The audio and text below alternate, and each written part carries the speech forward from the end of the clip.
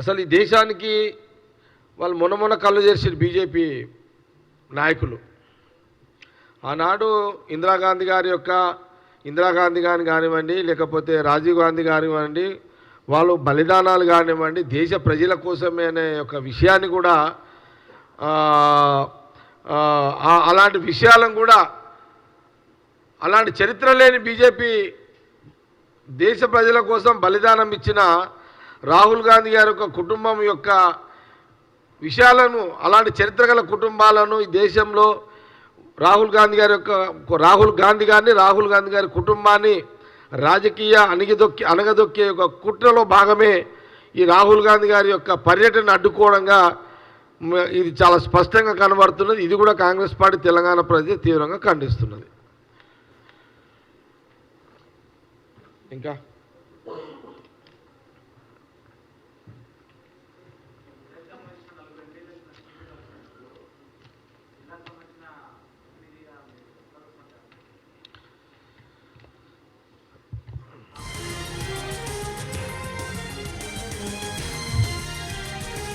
మీరు అడిగిన ప్రశ్న నా పరిధిలో లేనిది. మీరు ఏం ప్రశ్న అడిగిరంటే టీఆర్ఎస్ ఎమ్మెల్యేలు ఈరోజు మా రాష్ట్ర ముఖ్యమంత్రి రేవంత్ రెడ్డి గారిని కలిసిర్రు. అది నిన్న కలిసిర్రు, నిన్న మీడియాలో వచ్చింది, ఈరోజు మీడియాలో వచ్చింది. దాని మీద వాళ్ళు కాంగ్రెస్లో కలుస్తున్నారా అని మీరు ఒక డౌట్ వ్యక్తపరిచారు. వాళ్ళు ఎందుకు కలిసిర్రో తెలియదు, కానీ గతంలో 9 ఏళ్ల కాలంలో ఈ రాష్ట్ర ముఖ్యమంత్రి గారిని అపోజిషన్ పార్టీ ఎమ్మెల్యేలు కలవాలంటే దిక్కు దివానా లేకుండే అసలు. కానీ కాంగ్రెస్ పార్టీ అధికారంలో వచ్చిన 2 నెలల్లోనే అపోజిషన్ పార్టీ ఎమ్మెల్యేలు కలవచ్చు అనే ఒక గత సాంప్రదాయాన్ని ఈ రాష్ట్ర ముఖ్యమంత్రి రేవంత్ రెడ్డి గారు చాలా చక్కగా చూపించాడు. 9 ఏళ్ల పాలనలో కేసీఆర్ పరిపాలన,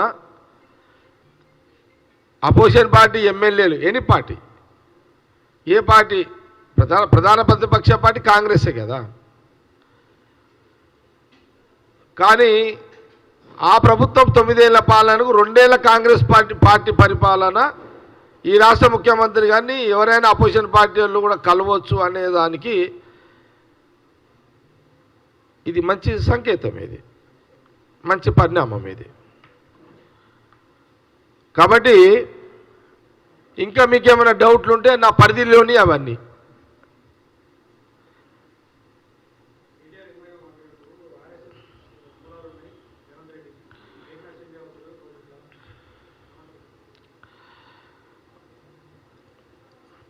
ఇప్పుడు కేటీఆర్ ఏదైతే రేవంత్ రెడ్డి గారు ముఖ్యమంత్రి గారి మీద ఏదైతే అభియోగాన్ని మోపుతున్నాడో అది కూడా నేను కాంగ్రెస్ పార్టీ వారికి